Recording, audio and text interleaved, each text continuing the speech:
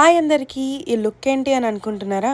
నేను for the first time recreate చేయబోతున్నాను JMS look. Perfect గా కాకపోయినా సిమిలర్ గా అయితే మ్యాచ్ చేస్తున్నాను. ఇవన్నీ ఎందుకు, పాపని చూసుకోండి అని కొందరు అంటారు. పాప మార్నింగ్ అంతా పడుకుంటది, అందుకే షూట్ ప్లాన్ చేసుకున్నాను.